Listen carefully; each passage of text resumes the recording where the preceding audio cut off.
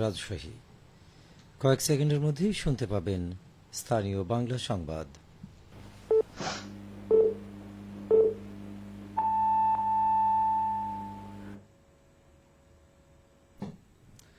সন্ধে ৭টা। আসসালামু আলাইকুম। বাংলাদেশ বেতার রাজশাহী। স্থানীয় সংবাদ পড়ছি আব্দুর রকুন মাসুম। জুলাই গণ অভ্যুত্থানে নাটোর জেলা ৬ শহীদ পরিবারকে মুক্তিযুদ্ধ বিষয়ক মন্ত্রণালয় হতে প্রাপ্ত সঞ্চয়পত্র প্রদান করা হয়েছে। আজ বিকেলে জেলা প্রশাসকের সম্মেলন কক্ষে শহীদ পরিবার প্রতি ১০ লক্ষ টাকা করে সঞ্চয়পত্র হস্তান্তর করেন জেলা প্রশাসক আসমা শাহীন। এ সময় জেলা প্রশাসক বলেন, জুলাই গণ অভ্যুত্থানে জীবন উৎসর্গকারী ব্যক্তিরা দেশ ও জাতিকে নতুন পথের দিশা দিয়েছেন। তাদের আত্মত্যাগকে শ্রদ্ধা ও কৃতজ্ঞতায় স্মরণ করে যাব। এসব শহীদ পরিবারের পাশে সরকার সবসময় থাকবে।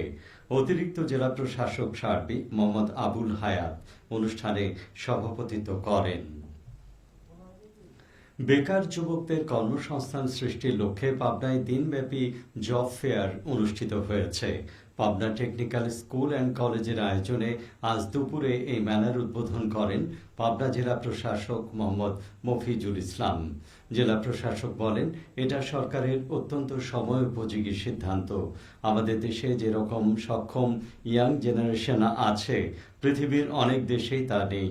ফলে আমাদের সবচেয়ে বড় প্রত্যাশা হলো তরুণ। তাদেরকে যদি বেকারত্ব থেকে বের করে আনতে পারি, তাহলে বাংলাদেশ আরও এগিয়ে যাবে।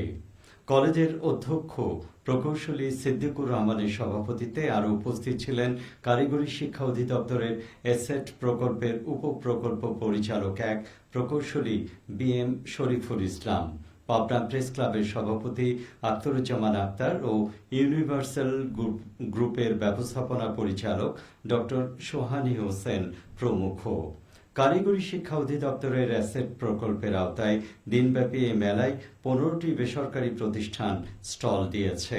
চাকুরি প্রত্যাশীরা তাদের জীবন বৃত্তান্ত নিয়ে এই মেলায় অংশগ্রহণ করেন এবং তাদের যোগ্যতা অনুযায়ী চাকুরি প্রদান করেন অত্র প্রতিষ্ঠান। সিরাজগঞ্জের কামারখন্দ উপজেলার মফিজউদ্দিন তালুকদার স্মৃতি উচ্চ বিদ্যালয়ে চলচ্চিত্র প্রদর্শন ও কুইজ প্রতিযোগিতা অনুষ্ঠিত হয়েছে।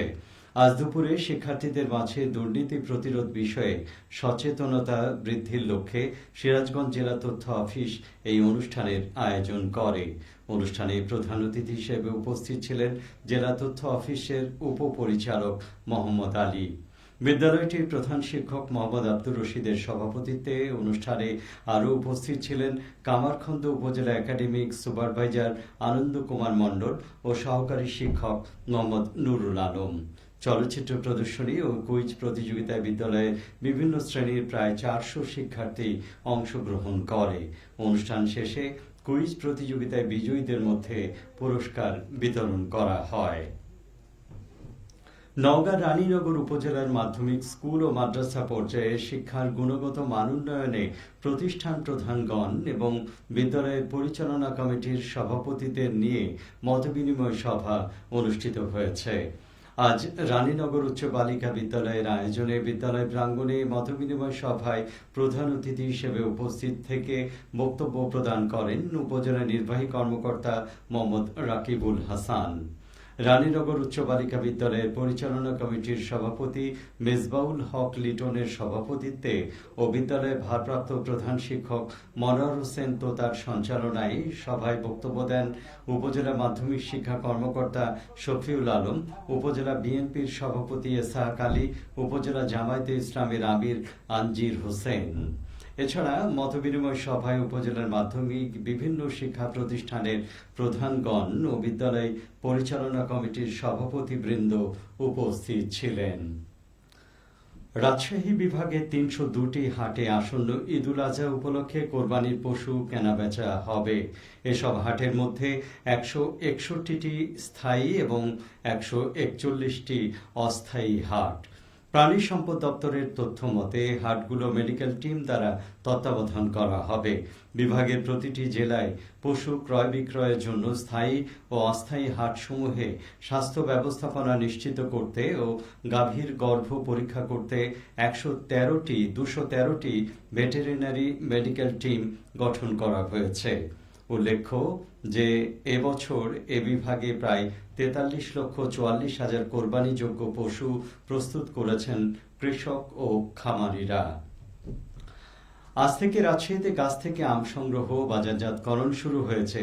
ম্যাঙ্গো ক্যালেন্ডার অনুযায়ী গুটি জাতের আম পাড়া শুরু করেছেন চাষি ও ব্যবসায়ীরা। চলতি মৌসুমের শুরুতে 1300 থেকে 1500 টাকা মন দরে বিক্রি হচ্ছে গুটি জাতের আম।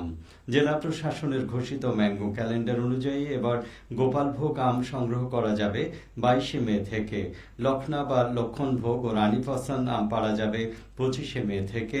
এছাড়া হিমসাগর ও ক্ষীরসাপাত 30শে মে, ল্যাংড়া আম বা ব্যানানা ম্যাঙ্গো 10ই জুন, আম্রপালি ও ফজলি আম 15ই জুন সংগ্রহের সময় নির্ধারণ করা হয়েছে। এছাড়া বাড়ি 4 এবং 5ই জুলাই, আশ্বিনা আম 10ই জুলাই ও গৌরমতি 15 জুলাই থেকে পাড়তে পারবেন বাগান মালিকরা। তবে কাটিমন ও বাড়ি আম 11 জাতের সারা বছর পাড়া যাবে। কৃষি সম্প্রসারণ অধিদপ্তর জানিয়েছে এবছর জেলায় আম চাষ হচ্ছে 19,603 হেক্টর জমিতে। আম উৎপাদনের লক্ষ্যমাত্রা ধরা হয়েছে 2,60,006 মেট্রিক টন। সবশেষে আবহাওয়া। আজ রাজশাহীতে সর্বোচ্চ তাপমাত্রা ছিল 33.4 ডিগ্রি, সর্বনিম্ন 28.5 ডিগ্রি সেলসিয়াস। সন্ধ্যে 6টায় বাতাসে আপেক্ষিক আর্দ্রতার পরিমাণ ছিল 99%।